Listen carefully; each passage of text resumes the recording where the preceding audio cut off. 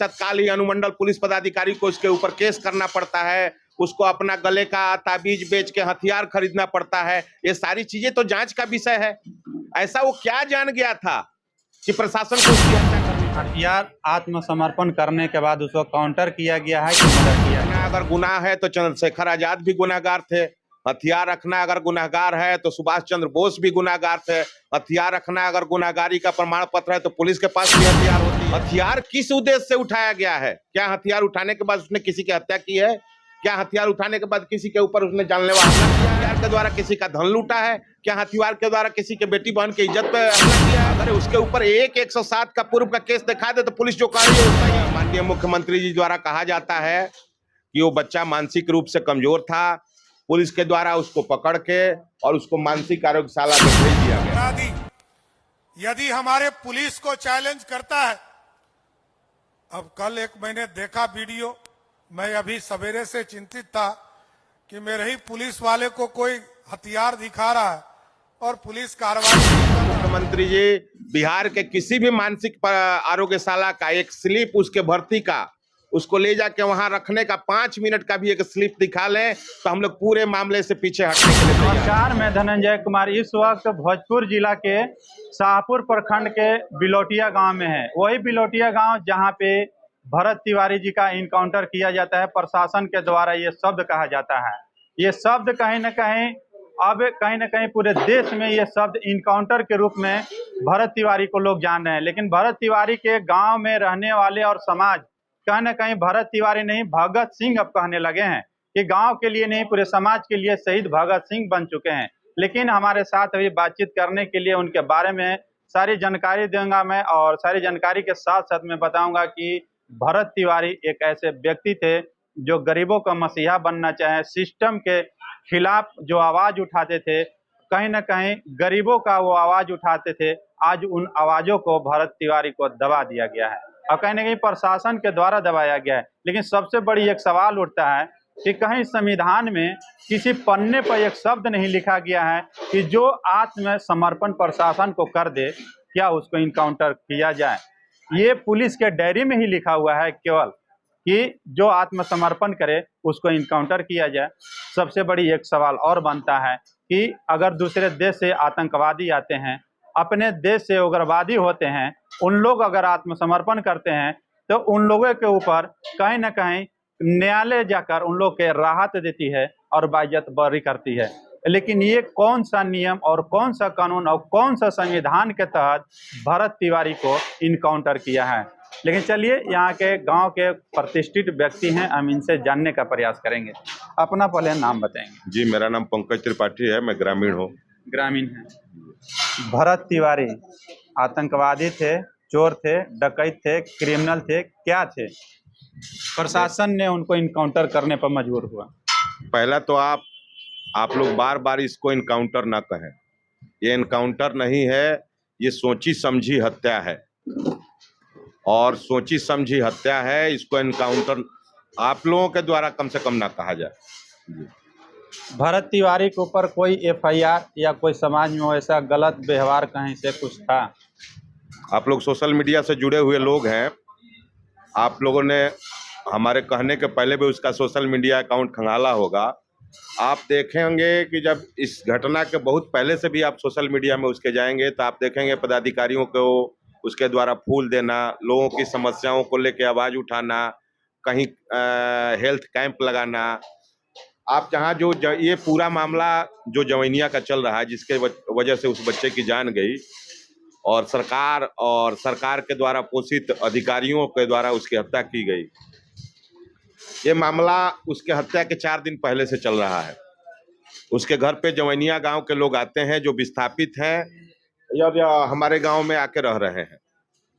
जवैनिया गांव के लोग आते हैं और बताते हैं कि हमारी ये समस्याएं हैं, अभी दूर नहीं हो पाई हैं। अभी कुछ दिन पहले उसी बच्चे के प्रयास के द्वारा वहाँ बिजली की व्यवस्था की गई थी। उसी बच्चे के प्रयास के द्वारा वहाँ रोड का भी व्यवस्था भी किया गया था। वो उन लोगों की आवाज़ को बार बार अच्छे फोरम पे ले जाकर उठा रहा था और इसी क्रम में वो कई बार एसडीओ से जगदीशपुर अनुमंडल पदाधिकारी से मिलता है, अपनी बातें रखता है। इसी क्रम में 3 दिन पहले जब वो अनुमंडल पदाधिकारी के पास जाता है तो पता नहीं वहाँ क्या होता है कि वहां से लौटने के बाद वो बच्चा अपना गर्दन में जो पहना हुआ सोने का ताबीज है उसको बेच के, और पता नहीं कैसे बिहार सरकार के लोग हैं जो अपना पीठ थपथपा रहे हैं, वो बच्चा कहाँ से हथियार पा जाता है। हथियार आलू की तरह बिहार सरकार में बिक रहा है, तभी तो कोई बच्चा अपने गले का वो ताबीज बेच के और इजी गोइंग हथियार खरीद लेता है, अपने घर पे लेकर हथियार आ जाता है। हथियार रखना गुनाह है या आत्म सुरक्षा के लिए भी लोग रखते हैं, लेकिन हथियार किस रूप से वो रखा, इसके बारे में क्या बताइए? हथियार रखना अगर गुनाह है तो चंद्रशेखर आजाद भी गुनाहगार थे। हथियार रखना अगर गुनाहगार है तो सुभाष चंद्र बोस भी गुनाहगार थे। हथियार रखना अगर गुनाहगारी का प्रमाण पत्र है तो पुलिस के पास भी हथियार होती है। हथियार किस उद्देश्य से उठाया गया है? क्या हथियार उठाने के बाद उसने किसी की हत्या की है? क्या हथियार उठाने के बाद किसी के ऊपर उसने जानलेवा हमला किया है? क्या हथियार के द्वारा किसी का धन लूटा है? क्या हथियार के द्वारा किसी के बेटी बहन की इज्जत पे हमला किया है? अगर उसके ऊपर 107 का पूर्व का केस दिखा दे तो पुलिस जो कह रही है वो सही। हथियार आत्मसमर्पण करने के बाद उसको काउंटर किया गया है कि मर्डर किया गया है? ये तो अंग्रेज भी नहीं करते थे सरकार, ये अंग्रेज भी नहीं करते थे। जब भारत के स्वतंत्रता सेनानी हथियार उठाते थे और जो अपना हथियार गिरा देते थे तो ले जाके लोग उसको जेल में बंद करते थे। अब कभी क्या बिहार सरकार पे बिहार का कोई ग्रामीण विश्वास करेगा क्या? कोई हथियार उठाया हुआ लड़का पुलिस प्रशासन के आने पे हथियार फेंकेगा क्या? वो तो जानता है कि मेरे हथियार फेंकते ही लोग हमारी हत्या कर देंगे। हत्या तो उस समय उसकी करनी चाहिए था जब वो हथियार उठाया था, उस समय आपके गांड में काबू नहीं था। जब वो बच्चा हथियार उठाता है तो आपका एकदम पीछे पिछवाड़ा घूम जाता है। उस समय 50 पुलिसकर्मी उसको कब्जा नहीं कर पाते हैं, और एक आदमी जब हथियार फेंक देता है तो आपका एकदम ताकत उखड़ जाता है, आप अपनी प्रतिष्ठा बचाने के लिए उसकी हत्या कर देते हैं। आज कुछ दिन गुजर चुका भरत तिवारी को गुजरे हुए, लेकिन यहाँ पे प्रशासन से या सरकार से क्या कुछ सुविधा दिया गया है या नहीं? सुविधा क्या, उसके प्रशासन अभी भी लोगों को डराने के चक्कर में लगी हुई है। प्रशासन पूरे मामले की लिपापोती करने में लगी हुई है। उस दिन उसकी हत्या के बाद उसके डेड बॉडी को लेके विरोध करने वाले के ऊपर, उसके परिवार के लोगों के ऊपर प्रशासन केस कर रही है। प्रशासन डराना चाह रही है। भरत तिवारी के सिस्टर बता रहे हैं कि यहाँ से लगभग 70 से 75 लोगों पर उल्टा FIR किया गया है, इनको डरवाया धमकाया जा रहा है। इनको सुरक्षा के लिए आप क्या कहिएगा? उसके लिए हम लोग पूरे गांव के लोग, पूरे समाज के लोग तैयार हैं, और पूरा गांव आप देख रहे होंगे कि हमारा पूरा गांव, हमारा पूरा समाज यहाँ आके उपस्थित रहता है, उसको मानसिक सहयोग दे रहा है। अगर प्रशासन अगर उलझना ही चाहती है, प्रशासन अगर गुंडा राज चलाना चाहती है तो हम लोग कहाँ भाग के जाएंगे? प्रशासन को अपनी सुरक्षा के लिए बनाया गया है। अगर प्रशासन से हम लोगों को सुरक्षा होगी तो फिर संघर्ष के सिवा कोई रास्ता नहीं बचता है। हम लोग संघर्ष के लिए तैयार मिलेंगे। तो क्या लगता है खाकी वर्दी का धौस दिखाया गया पूरी तरीका से? पूरी तरह से अभी भी दिखाया जा रहा है, अभी भी डराया जा रहा है। आज तक का मौका था, हमने FIR दिया था और ASP साहब के द्वारा आश्वासन दिया गया था कि उस पर तत्काल FIR किया जाएगा। भारतीय न्याय व्यवस्था में किसी भी हत्यारे के ऊपर पहले FIR करके उसको जेल भेजना होता है। प्रशासन अभी तक अपने इस कार्य में फेल है। आज शाम तक हम लोग इंतजार करेंगे, उसके बाद महापंचायत का आयोजन है। महापंचायत बुला के आगे इस केस को हम लोग किस ढंग से ले जाएं और दोषियों को कैसे सजा दिला पाए, इस विषय में हम प्रयास करेंगे। भरत तिवारी के मां बोल रहे हैं 5 उनको गोली लगा हुआ है। 5 गोली एक ही राइफल से मारा गया होगा कि 5 लोग अलग अलग मारे होंगे? इसके लिए आप यहाँ पे ये भाजपा की सरकार है, सम्राट चौधरी से क्या कहिएगा जो बिहार के भी मुखिया हैं? बात जहाँ तक सम्राट चौधरी हमारे बिहार के माननीय मुख्यमंत्री की है, तो सम्राट चौधरी का जिस समय इस बच्चे की हत्या हो रही थी या हो गई थी, उसी समय सम्राट चौधरी जी की एक सभा और पटना से कुछ पास में ही फुलवारी में चल रही थी। उस सभा में माननीय मुख्यमंत्री जी द्वारा कहा जाता है कि वो बच्चा मानसिक रूप से कमजोर था। पुलिस के द्वारा उसको पकड़ के और उसको मानसिक आरोग्यशाला में भेज दिया गया है। अगर मुख्यमंत्री जी बिहार के किसी भी मानसिक आरोग्यशाला का एक स्लिप उसके भर्ती का, उसको ले जाके वहां रखने का 5 मिनट का भी एक स्लिप दिखा लें तो हम लोग पूरे मामले से पीछे हटने के लिए तैयार हैं। या तो बिहार का पुलिस मुख्यमंत्री जी को कुछ नहीं मानती है, उनसे झूठ बोलती है, उनको सच्चाई नहीं बताती है, या मुख्यमंत्री जी सच्चाई जानते हुए भी बिहार के जनता को बरगला रहे हैं। ऐसा तो नहीं ना कि यूपी के देख के योगी आदित्यनाथ के चलते ये भी देख रहे हैं कि हम भी बुलडोजर बाबा बन जाए और किसी को हत्या करा के एकदम हाथी से बराबरी करने के लिए हाथी बना जाता है, गधा हाथी की बराबरी नहीं करता है। अपराधी की हत्या जोगी जी करा रहे हैं, एक आम आदमी की हत्या जोगी जी नहीं करा रहे हैं।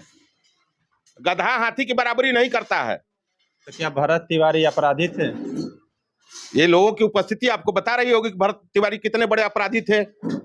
भरत तिवारी कितने बड़े अपराधी थे।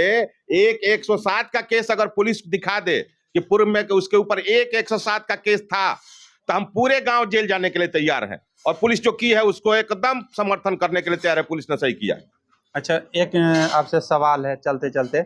इनके पिताजी के पहले ऑलरेडी बंदिक बना लिया गया था थाना में। भरत तिवारी के पिताजी बोल रहे हैं, क्या इसको सोची समझी साजिश भी कहा जा सकता है? मैंने जैसा कि आपको बताया कि 3 दिन पहले जो विस्थापित लोग हैं उसके परिवार के यहाँ घर पे आते हैं और कहते हैं कि हमारी कुछ सुविधाओं में चीजें अभी कमी है, आप प्रयास करेंगे तो जिस तरह से बिजली हमको मिल गया, जिस तरह से हमको रोड मिल गया, आपके प्रयास से आगे सारी चीजें भी हमको मिल जाएंगी। इसी क्रम में वो बच्चा यहाँ से उठ के अनुमंडल पदाधिकारी जगदीशपुर के पास जाता है और अपनी वहाँ के लोगों की समस्याओं को रखता है। वहाँ क्या होता है, हम लोग तो वहाँ थे नहीं।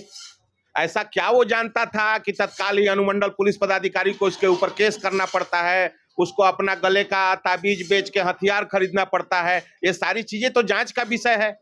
ऐसा वो क्या जान गया था कि प्रशासन को उसकी हत्या करनी पड़ी।